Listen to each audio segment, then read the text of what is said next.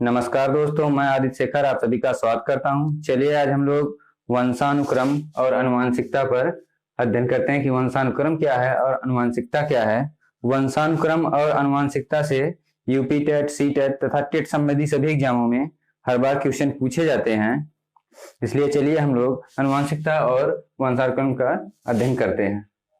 माता पिता व अन्य पूर्वजों के माध्यम से पीढ़ी दर पीढ़ी बालकों को जो लक्षण प्राप्त होते हैं जिसमें बालक का अपना कोई योगदान नहीं होता उसे आनुवंशिक लक्षण कहते हैं। तो पहले तो ये देख लेते हैं कि लक्षण क्या है। लक्षण कौन कौन से जो माता पिता या पूर्वजों द्वारा प्राप्त होते हैं। शारीरिक गुण या शारीरिक लक्षण जो होते हैं वो रंग, रूप, आकृति आदि है। और मानसिक गुण या मानसिक लक्षण जो है विद्वान, मूर्ख इस टाइप के आदि हैं। इस प्रकार से माता पिता व अन्य पूर्वजों से बालक को जो लक्षण प्राप्त होते हैं, जैसे माता पिता अगर गोरे हैं तो बच्चा भी गोरा होगा, माता पिता अगर काले हैं तो बच्चा भी काला होगा, माता पिता विद्वान हैं तो बच्चा भी विद्वान होता है, माता पिता मूर्ख हैं तो बच्चा भी मूर्ख होता है। तो वही आनुवंशिक लक्षण जो लक्षण पीढ़ी दर पीढ़ी स्थानांतरित हो रहे हैं, माता पिता से बालक में आ रहे हैं, उन्हीं लक्षणों को आनुवंशिक लक्षण कहते हैं। जैसे रंग, रूप, आकृति, विद्वान, मूर्ख, ये हो गया। तो माता पिता द्वारा या पूर्वजों द्वारा जो लक्षण प्राप्त होते हैं उन लक्षणों को आनुवंशिक लक्षण कहते हैं तथा उसके इस क्रम को वंशानुक्रम कहते हैं और उसका जो क्रम होता है उसे वंशानुक्रम कहते हैं। जैसे यहाँ पे चित्र के माध्यम से देखते हैं। पहले संतान है, उसके ऊपर पिता है, माता है और यहाँ दादा दादी हैं। पिता के साइड में दादा दादी हैं, परदादा परदादी हैं, परम दादा परम दादी हैं और माता के साइड में नाना नानी है, पर नाना पर नानी है, परम नाना परम नानी है। तो इस प्रकार से है। और अगर इसको देखेंगे तो ये जो क्रम है यही जो है वंशानुक्रम कहलाता है। ये पूरा क्रम जो है जो संतान के ऊपर चलते चला जा रहा है, ये जो क्रम है यही वंशानुक्रम कहलाता है तथा पूरी प्रक्रिया को आनुवंशिकता कहते हैं और इस पूरी प्रक्रिया को आनुवंशिकता कहते हैं। आप लोगों को समझ में आ गया। ये जो क्रम चलता है कि संतान के पिता के साइड से पिता और दादा दादी, परदादा परदादी, परम दादा परम दादी तथा माता के साइड से नाना नानी, पर नाना पर नानी, परम नाना परम नानी से जो गुण प्राप्त होते हैं, ये स्टेप बाय स्टेप वो है वंशानुक्रम। इसे कहते हैं वंशानुक्रम। और जो है पूरी प्रक्रिया को आनुवंशिकता कहते हैं। और यह पूरी प्रक्रिया जो है जिसमें इनसे ये गुण प्राप्त हुए, इनसे ये गुण प्राप्त हुए, इनसे ये गुण प्राप्त हुए, तो ये जो प्रक्रिया पूरी है उसे आनुवंशिकता कहते हैं। और इसके बारे में बात करते हैं कि कितना % किससे गुण कहाँ से मिलता है। तो इस बारे में बात करेंगे। तो ये संतान है, ये उसके माता पिता हैं। माता पिता से 50% गुण संतान को मिलते हैं।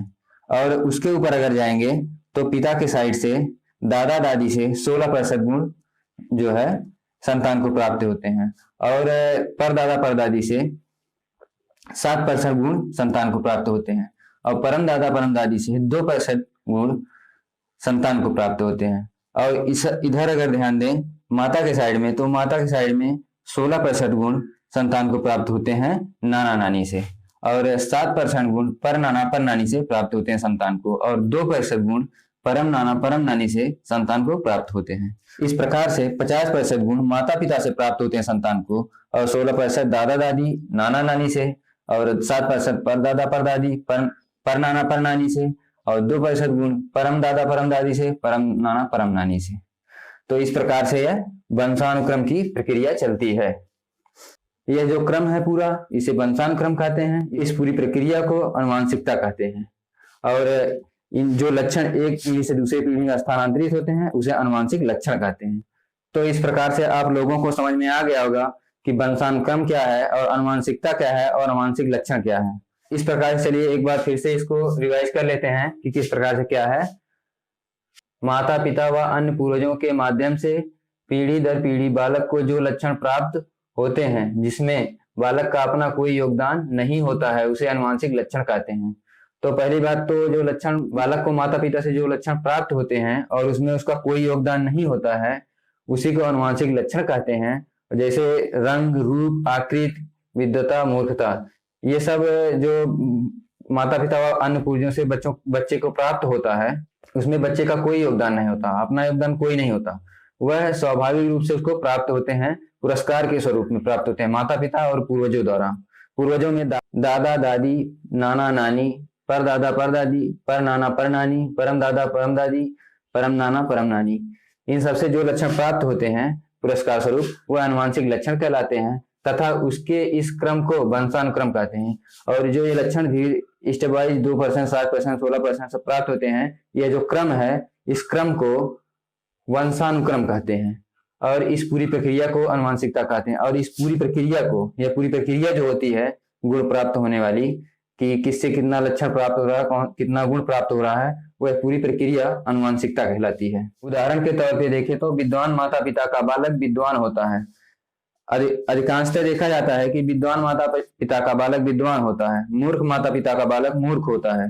परंतु ऐसा कोई आवश्यक नहीं है कि विद्वान माता पिता का बालक विद्वान ही हो। कभी कभार विद्वान माता पिता का बालक मूर्ख हो जाता है और मूर्ख माता पिता का बालक विद्वान हो जाता है। इसका कारण यह है कि केवल माता पिता के गुण उसमें नहीं पाए जाते, उनके पूर्वजों के गुण भी उसमें पाए जाते हैं, जो परदादा परदादी, पर नाना पर नानी है, परम दादा परम दादी, परम नाना परम नानी है।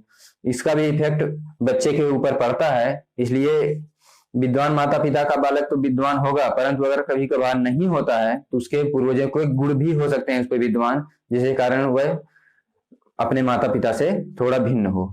हम आशा करते हैं कि यह टॉपिक आप लोगों को समझ में आ गया होगा और इसमें बस इतना ही है। और ये परसेंटेज भी आप लोग ध्यान में रखें तो ज्यादा अच्छा होगा।